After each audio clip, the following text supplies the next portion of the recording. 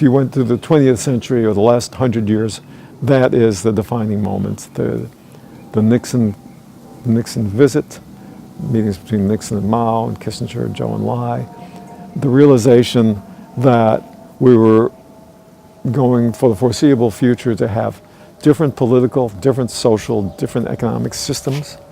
We were going to have different perceptions of problems around the world, but that we had to normalize relations and find ways to cooperate and manage the differences.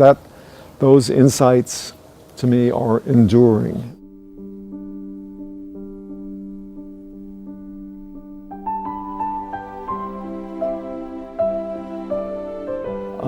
My view was that the idea of keeping one of the world's largest economies and what was certainly destined to become one of the 2 or 3 largest economies in the world out of the principal international organization governing international rules of trade was not a sustainable situation.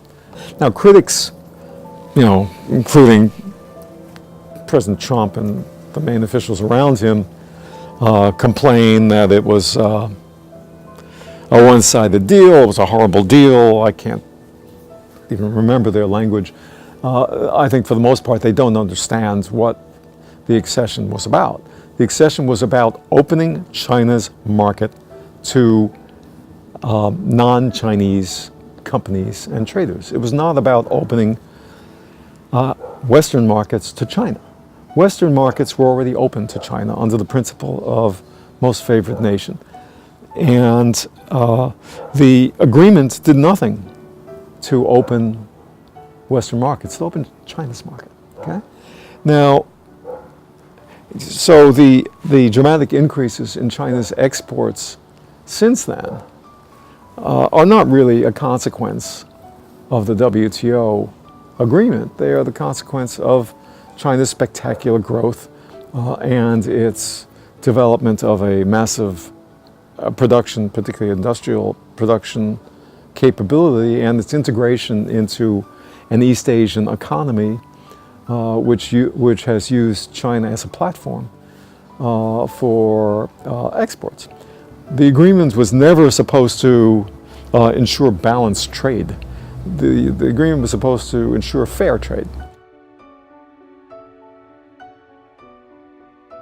So my argument to candidate Obama was that certainly candidate Obama had criticisms of President Bush, criticisms in many areas, but don't do and say things during the campaign or in the first few months of the administration that set back U.S.-China relations and make it difficult to work together, because there are issues that we have to work together on. President Obama agreed with that. He was, I think, very careful during the campaign, and he visited China on his first trip to Asia in the fall of 2009. I left the administration in 2011. Okay, I never used the word pivot. I used the word, in the White House we used the word rebalance, and we never talked about a policy as being directed against China. We just talked about having a greater presence in the region and developing relations with everyone. I advocated for the Trans-Pacific Partnership, for the Korea-U.S. trade agreement, just a general sense that we needed to be more present in Asia, that Asia was the fastest growing region in the world. And Asia, in my view, included China. It was not contrary to China. This was not, in my view, meant in any way as a policy of containment. It was meant to be inclusive. I worry that right now that relations have reached a more negative point, and people are much more focused on the competition side.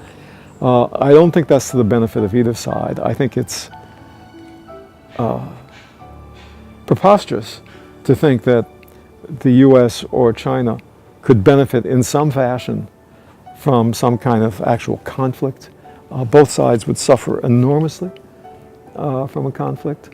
I do not view China as a revisionist power in the sense of wishing to overthrow or displace the international system.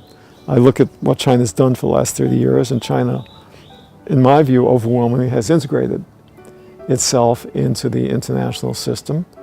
I'd like to see China go back to Bob Zoellick's speech of 2005, I think it was, about the goal of China being a responsible stakeholder in the international system. I still think that was a great concept, even though it was an unusual phrase.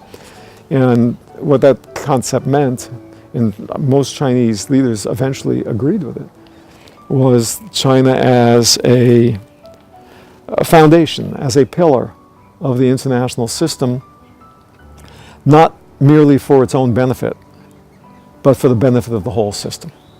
That we don't just take things from the system, but that we support the system, even when it may disadvantage us somewhat. So I think the next few years will be more about trying to find a balance in our bilateral relationship and traditional great power balancing of relations than it will about responsible stakeholdership. But I look forward to a return to that kind of concept, inspiring leaders on both sides.